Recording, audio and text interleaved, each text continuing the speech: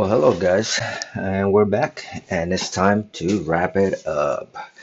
We're gonna discuss just the final touches and some information that you're going to need in order to deploy your site to a hosting company, and what is it that you need to know about it. And but besides that, I'm also going to touch a little bit on server-side code and some of the tools that you're going to need along your journey into web development.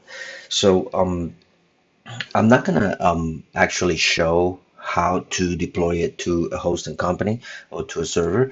That would take a few steps, and I don't want to spend too much time in this particular video. But I'll probably have a different or a separate tutorial showing exactly those steps. But they're very easy. It's very easy to send this stuff over to the hosting company that you want. Once you have this information, you will know how to pick one. You will know, some of the things that you need to have and things like that. But eventually, I'm going to amend this tutorial and link it to a tutorial that has the steps on all of the stuff that we're going to talk about, so that way you have that as a reference to this, or this as a reference to that, however you want to go about it. So let's go ahead and wrap it up. And the first thing that we're going to talk about is that we've been building basically everything on the front end, and that's basically what this website project that we just built was for, which is to kind of help you on the front end and become at least a beginner front end developer, and then eventually you're going to be building your skills up as you go along. Um, One of the things that you need to remind yourself is that what you learned up to today is it's all very basic, and a lot of it is very static.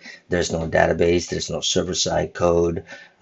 There's really nothing going on there that you would normally have to see or have to deal with in a professional environment, even as a front-end developer, including handling APIs and things like that, some dynamic scripting with JavaScript.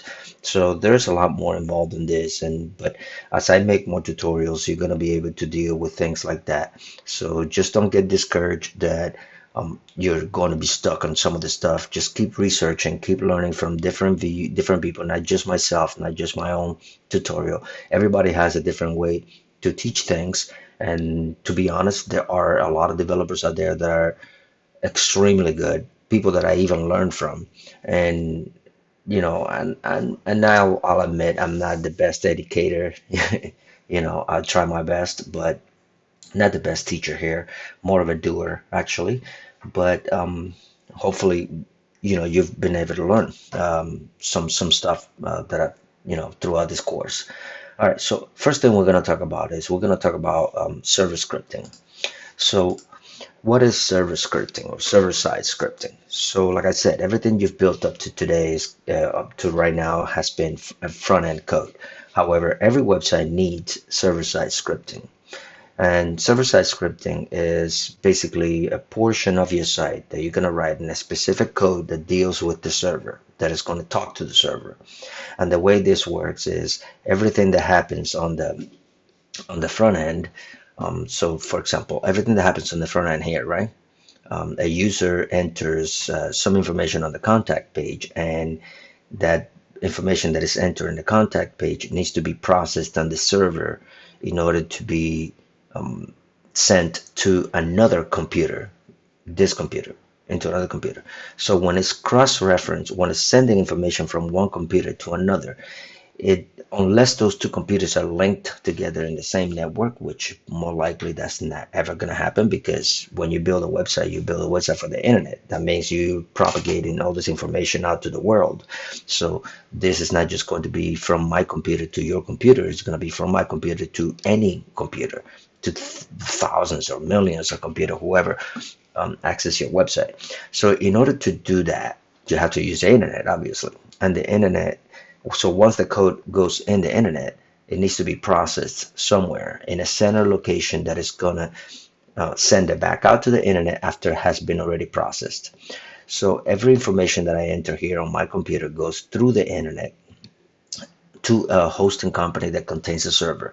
So people have their own servers at home or in their office, and that's okay. So like if you work, like if you buy your own server, which is a lot of money, then great. Then maybe you can do your own serving, but your own hosting. But more than likely, you're going to be working with a company that already has a server of their own, or a company that is serving or hosting their code or their systems through a hosting company. Okay, and we'll talk about. I'll give you a list of some of the hosting companies that I recommend that are out there and that you can use.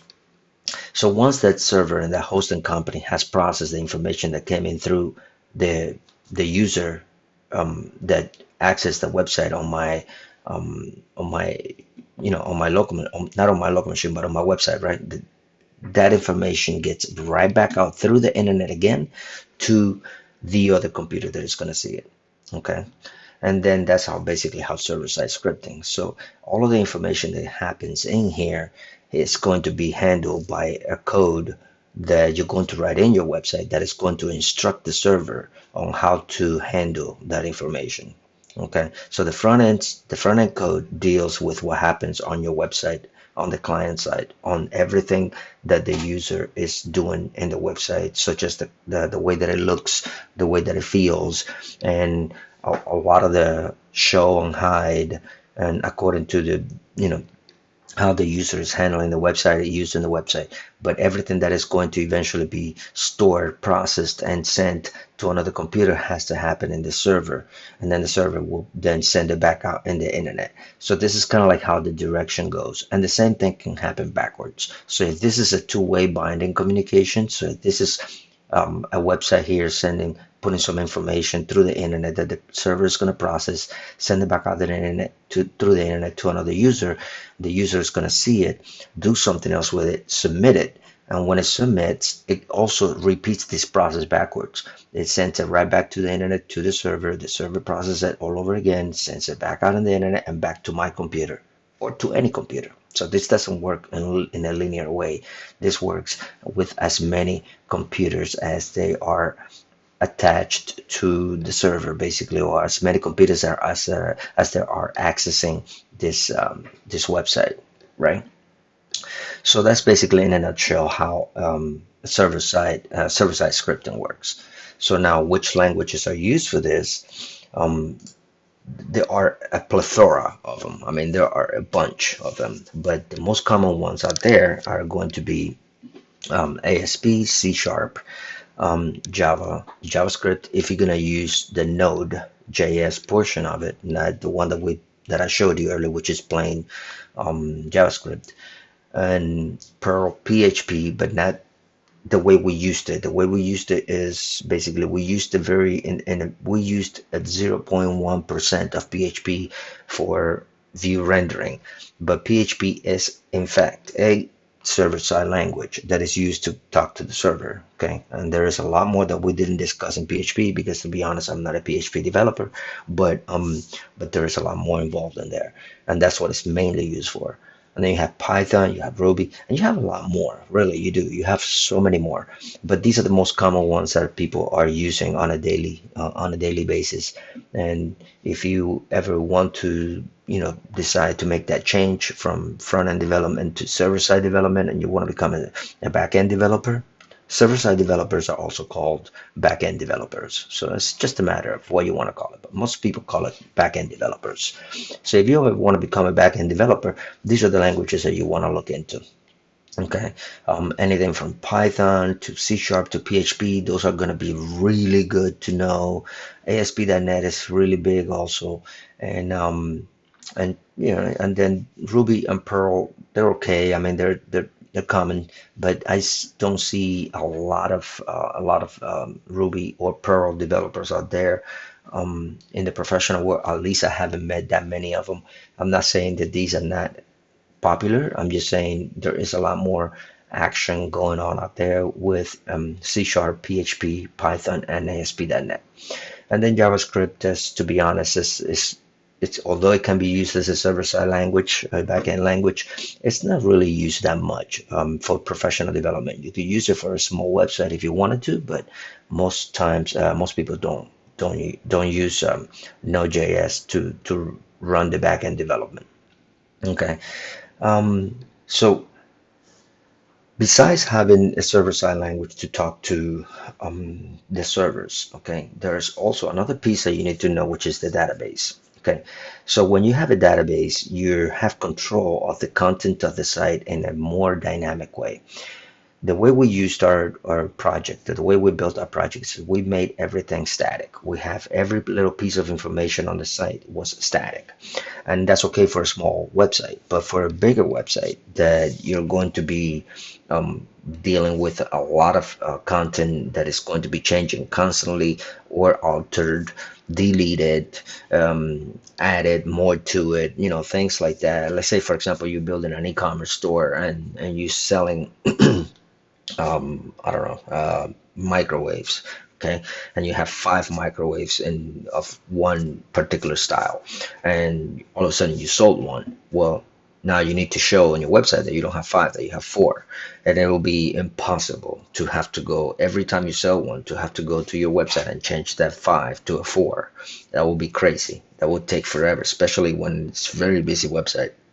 So for things like that, you want to use a database, and this database basically will hold all kind of information, anything from the picture of the microwave to all the specifications, the quantity on stock, I mean everything, so much of it, right? Everything should be eventually there.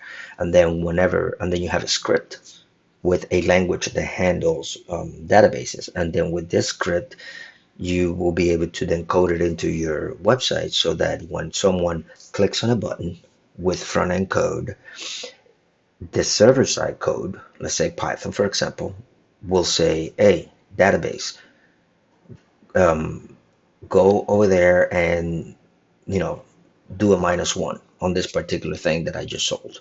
Okay. And then that is going to be happening through a piece of code that is going to access that database and take it off. Okay, and then it's going to return back all the way back to the front end again. That is, instead of a five, it's a four now. So again, you can look into this, but let's look at some databases. Now, before we explain a little bit more about databases, you need to know that there are two kinds, generally speaking, two kinds of databases: the relational databases and non-relational databases. Okay, and I'm going to be very broad about this because this is a whole kind of worm in itself, and it's a lot to go with this. So I'm not going to be too specific with this, otherwise I'll be here forever. But basically, a relational database, as it shows on this side of the screen right here, is when you divide everything in the database according to different tables, and then you have one table that can retrieve from several tables and create a relationship. So let's say, for example, that this table here is holding family members. Okay, so this is family members. Tom, Mary, Tom Jr. and Mary Jr., right? So, and then this right here is a table that holds genders, male and female. So when you're gonna pull on the website, you need to show something that says, show me all the family members that are male. You can have this table here and called family members view, for example, right? And it's gonna go and pick Tom from here. It's gonna pick Tom Jr. from here, and it's gonna pick male from here, and it's gonna bring it here and show me those two because those are the ones that are is using a relationship of one to one or one to many, and vice versa. Okay, so it's a little complex to to understand it at a very broad level like this, but I'm trying my best not to get into too many details. And this is the most preferred way to do it on large companies or large enterprise systems. Okay, but um, it's okay for you to understand it, but as a front-end developer or even as a back-end developer, your knowledge on this should be limited to a certain extent because you're not going to be the one building the database or the relational database. You just need to know how to talk to it. And there's going to be a database analyst, and that's a job of a person that knows how to work with databases, create data models, and things like that. And they'll be the one to create all of these database relationships. Now, a non-relational database is something a little bit more linear. In the same example that we used here with the family members, with the genders and things like that, instead of having this comprised by the combination of two different tables, in a non-relational database, everything is kind of linear. So this right here could be male family members, and it already has everything or everyone that is already a male family member in here, and another one here, and as many as you need in here. And then this one could be the females, and they're already listed. And then this one could be um, I don't know how many cars in the family. So this could be cars, and then you could have the many cars in here.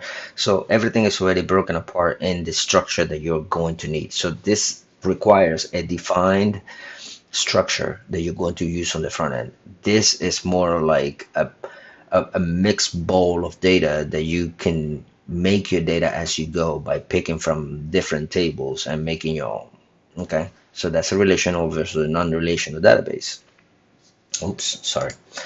So examples of these relational databases are Oracle, Postgres, SQL, MySQL. It's not MySQL, it's MySQL. Postgres, this is just really goes by Postgres, MySQL, or PHP MyAdmin. And I didn't put the links, but instead I put the logo so you can just find them, and then you'll be able to identify them by the logo, and then you'll know where you are. But any of these right here will be relational database systems or softwares that you can use, and they all use their specific SQL language. Okay, so this SQL language, SQL, is what you need to create all these relations and edit, delete, and do everything you need to do to the database in there. Then examples of non-relational databases are MariaDB, MongoDB, which is one of my favorites, Firebase, which is another one of my favorites. And then you have JSON. Now, JSON is not a software in itself, okay? And it's not an actual website that you can go and store a database. In fact, it's not a database that actually stays out in a hosting place where you can change it. JSON is a local database, or a local data set, I should call it. So JSON is a way that you can store data inside your website locally so that you can access it from there instead of having to repeat yourself and repeat your code over and over and over and over. Instead, you create a JSON file, store your data in that JSON file, and then from your code, you can access the data inside this JSON file, and it makes it a little bit easier and faster to develop. And eventually, once we start working with some JavaScript front-end languages, JavaScript front-end frameworks like React and Vue and Angular and things like that, you'll be able to see a little bit more about this JSON and how it's being used. But for the most part, JSON is not a permanent database that you can change, and it will stay there. Okay, for those who want to use these or these, if depending on whether you want to use relational or non-relational. All right, so let's say, for example, that you became a master in databases, and you also handled the server side, or you already know it, and you got this project from the front end working. So you got everything you need.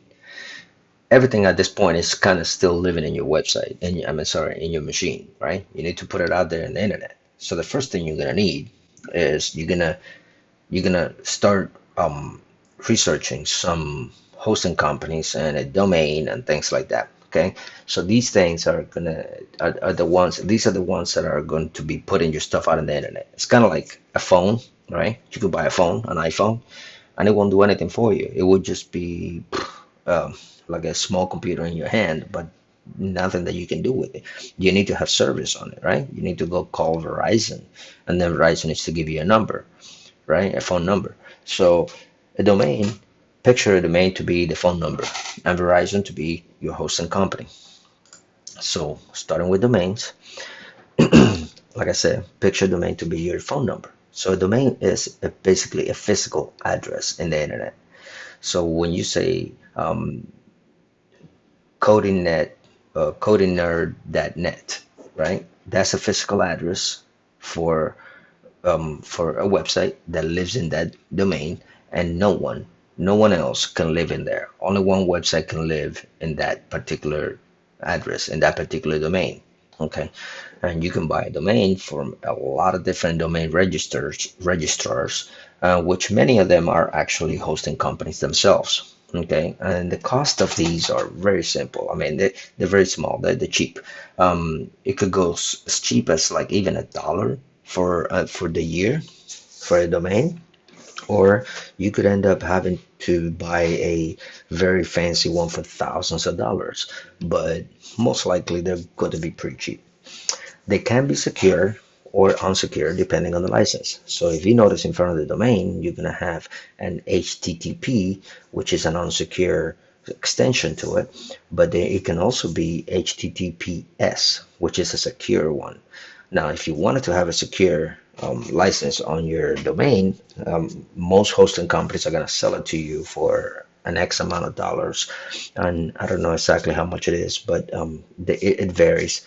But it's helpful when you want to secure your internet for several other reasons, such as handling credit card payments and things like that. It's a little bit easier for many hosting companies to deploy your code, because a lot of them are going to, depending on what you want to do to it, they're going to ask you, hey, your website needs to be secure. Like, what's the name I'm looking for? Heroku. If you're going to deploy your site to Heroku, Heroku is going to ask you to secure your site. Another thing you need to consider is there are several domain extensions that you can add to it. So say, for example, that your website is called mydomain.com, right? Well, it doesn't have to be .com. It could be .net, it could be .edu, gov, org, etc., etc., etc. And these things usually have a lot to do with what kind of organization you have.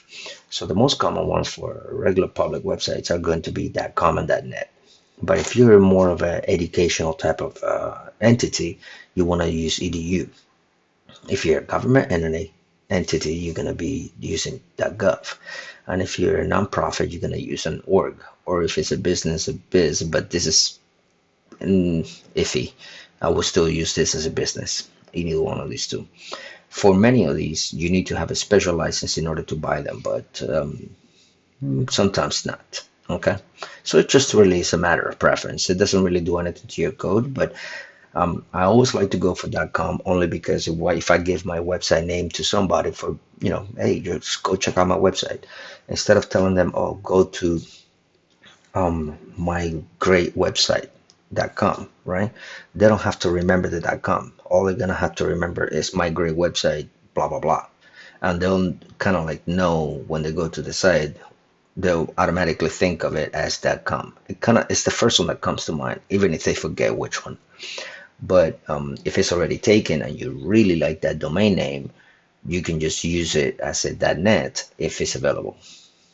Now, let's say, for example, you have your own website already, but you need to make another website attached to your website, and you don't want to buy another domain for it, right? Let's say you have a website company that sells microwaves, and you want to have another website that deals with the maintenance part of microwaves. Like you all of a sudden created a new service that your job is going to be not to sell microwaves, but to fix them.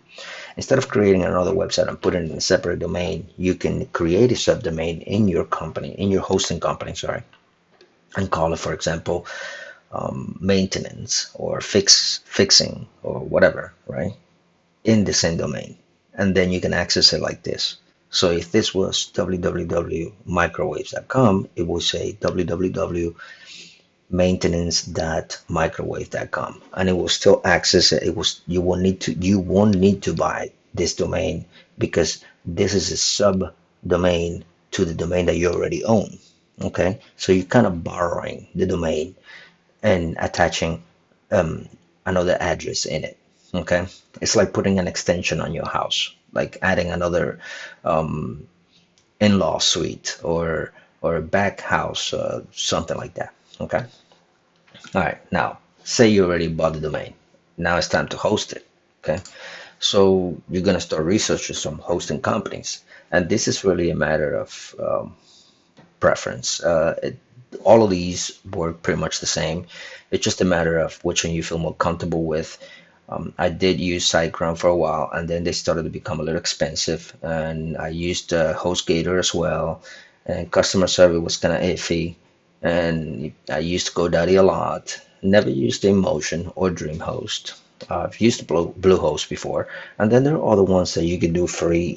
Um, that are free as well, like Heroku is one of them, for example, but they are a little bit more complex in order to deal with them. So I don't recommend them if you're new. If you're new, I recommend these guys here. And the reason why is because a lot of these guys, they have a customer service to help you out if you get stuck somewhere, whether, unlike Heroku, who is a hosting company that is free but no customer service. You need to know what to do on your own because anything breaks or anything happens, it's all you. There's nobody on the other side of the phone line that is going to help you out.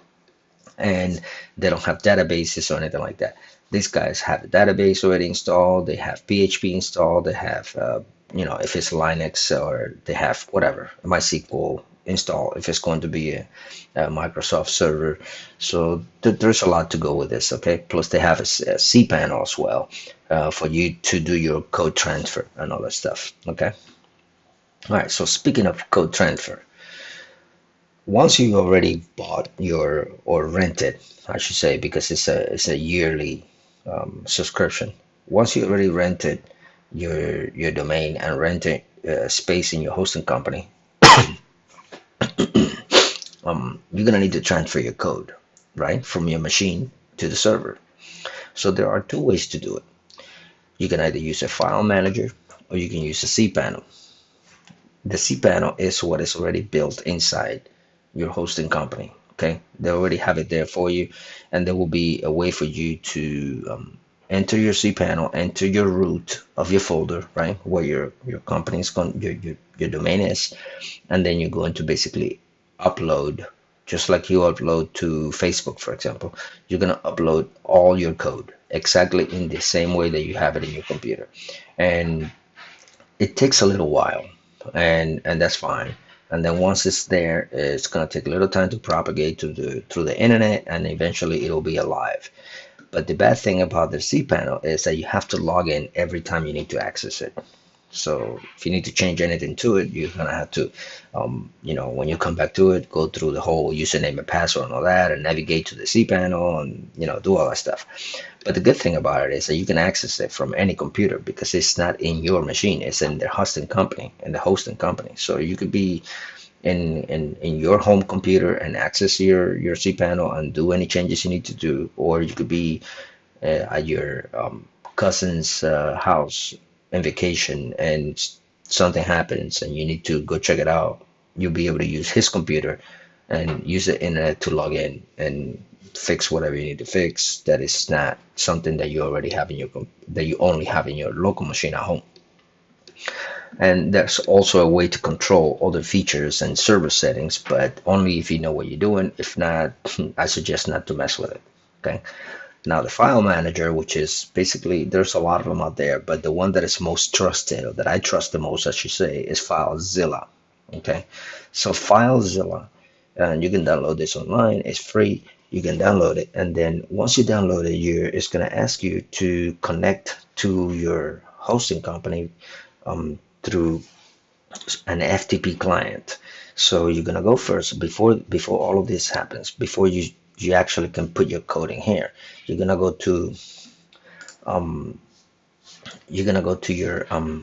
to your hosting company, and you're gonna find your FTP client and password and username and all this stuff, and you can have one of the customer service guys in here in the hosting company to provide you with this information.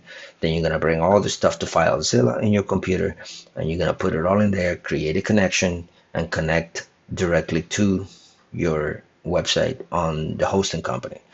So that way now you have full control of your code from your computer, and then just basically drag and drop anything that you need to change from your FileZilla local build to your hosting build. And then everything that you drag and drop over there, it will be changed. You only need to log in once, because that FTP client connection that you're going to have set up is the direct connection to your site. The only thing that you need to do, when I say log in once, I mean that you don't have to put in your username and password and all that stuff. But you do still have to connect anyway, because it locks you off. It connects you off for security purposes after some inactivity. So yeah, you still got to connect anyway. But I mean, you don't have to use your username and password every time. You just hit connect, and it's already going to connect you because you have the credentials already stored. But the bad thing about this is that you will only be able to access your code from your local build only, from your machine only that you're using FileZilla. So if you're uh, your cousin's house or whatever, and you don't have your computer with you, you know you can't do it. You're gonna have to use a cPanel. You can't use your FileZilla because that's in your computer only. Okay. All right. So a little bit more to know is, and this is just basically the end of it, is going to be versioning repositories. So the internet has these two companies which are the most commonly used, which is GitHub and Bitbucket. Okay, I use GitHub the most, but I use Bitbucket as well too. So it depends again on preference. It's good that you have preference for all this stuff. So you go to GitHub or Bitbucket and you create an account. Okay. Once you create an account, you'll be able to create a repository. And what a repository is, it's basically a storage, right? It's a cloud storage where you can store your code. So you deploy your code to there, to GitHub, and it won't go on the internet. It's not like a hosting company. It won't deploy it as a website, okay? It won't serve it as a website. It's just a storage that you can have there. So anytime you need to access any files from it, anytime you need to do, I don't know, maybe pull it from there onto a new computer or something like that, it will be there. Now, the great thing about this is that once you have everything inside of GitHub, say for example your computer was struck by lightning and it blew up, um, you know, if you didn't have your code stored somewhere other than your computer, then you lose everything, right? I mean, I guess you could get it from your hosting company, but what if you never did put it in a hosting company? Then you lost it, right? So by having it in GitHub or Bitbucket, then you still have your code saved somewhere else in a cloud where you can now buy a new computer and install everything you need to install, and then pull from GitHub everything that you need, all your code, back onto your new computer, and then you can go on just like where you left off.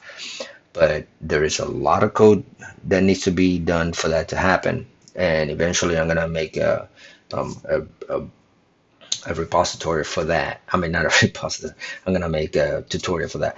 Now, another thing you need to know is that you don't necessarily have to know the code to do that.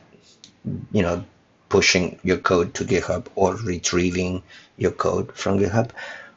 You could do it through a software that they both provide for you to do it with a by clicking them on buttons and things like that. And for GitHub, it's called exactly that. It's called GitHub. That's the software they have that you can use in order to push your code onto to them, and also pull your code from them. And for Bitbucket, it's called SourceTree. So you download SourceTree, and then you'll be able to use that to push and pull your code from Bitbucket, or even from GitHub. You can use SourceTree to connect to GitHub too. Another thing that this is also good for is to compare. Say you do some changes on your code today, and you wanted to compare to the code that you already had there before.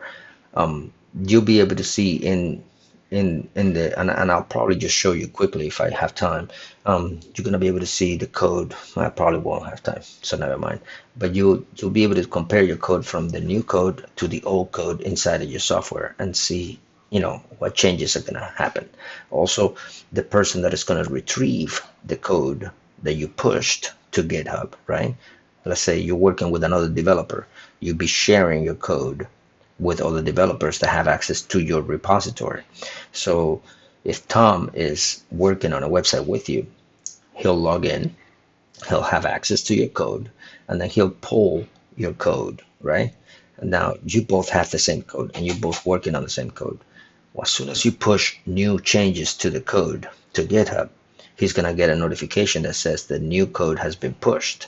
He's going to open it, and when he opens it, he's going to see it on his computer, that he's going to see his code that is in his machine, and he's going to see the new code that you pushed, and then he's going to be able to check his code with your new code and do a comparison, okay, to see if it to see what's what's new, what changed, okay, and then he'll be able to actually make what is called a code review to make sure that your code is also good code and it's not something that could potentially break. All right, so that's in a nutshell everything you need to know. I recommend you look into all of this stuff and do some research as you need to, and mess around with it if you have to. Get a free, or not a free, but get a cheap hosting company with a cheap hosting, with a domain and a package, a hosting package, and you know uh, and just start messing with it. Okay, start messing with it. I think it's worth it. It's a good investment for yourself if you wanted to do something like that. And if you're still in school, you can use a lot of student um, packages out there that they give you student prices and things like that, which is like $5 or something like that for a whole service. So you should be okay with it. And I think you'll have a lot of fun with it. All right. So okay, guys. I think I've covered as much as I wanted to cover, and actually it's been a lot, if you really think about it. And I hope that this tutorial has been helpful. I hope that you have gotten the, a broad idea of how all of the different assets and all of the different parts of a website work, and how you put it together all the way from scratch to hosting it on your site. And I want to thank you for, sticking it out through through my through my boring um, uh, tutorial voice, but but I think I think it's going to be helpful that you learned it all the way from nothing, from a blank screen, and you should feel proud of yourself for getting this far. Just go ahead and do everything you've done here, and just kind of build on it. Build a contact page, or build a brand new website that is not the one that we built. Okay, build one for yourself, something like that. Go out and get a friend and ask him, hey, do you need a website for your business? Like, I'll do it for free, and so that way at least you'll get some experience, some real life experience. Okay, so with that, I bid you adieu, and please check, if you haven't liked the channel, go ahead and do that, and subscribe, and just keep me updated. I know that there's going to be a lot of questions, and I'm going to push my code and provide the GitHub for it, so you can go check it out in there. And I already provided instructions on how to retrieve the code from GitHub before, early in the tutorial. So do that, and let me know if there's anything that I can help you with in the comments, and share this with anyone else that you think might be benefited from this tutorial. All right, and I will see you on the next one. Good luck, guys. Bye.